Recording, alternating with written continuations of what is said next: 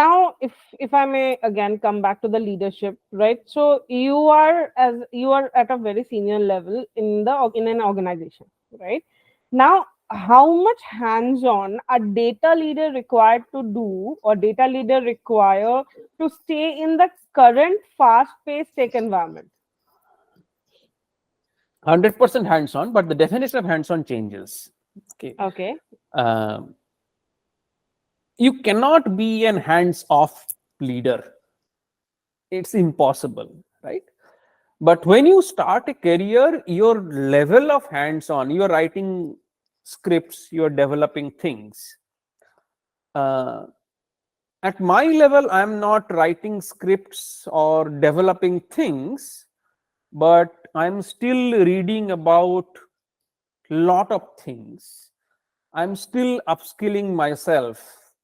Today only I finished a course on prompt engineering on Coursera. It's a 6 weeks course, right?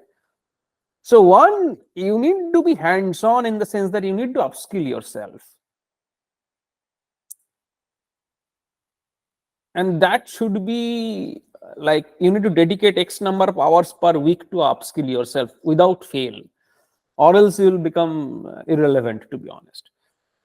Second, you need to engage with people in brainstorming solutions, in discussing strategies of your organization, strategies for your clients, and you need to contribute to that discussion with real value added points, and helping everybody to reach a consensus and conclusion.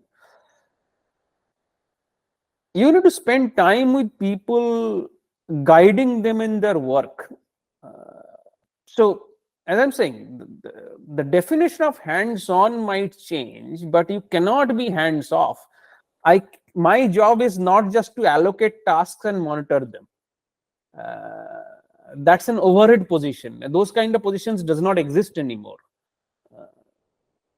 So if you think that the higher you go, your job is only to allocate the activities and monitor if that is happening or not, that kind of approach is not going to work.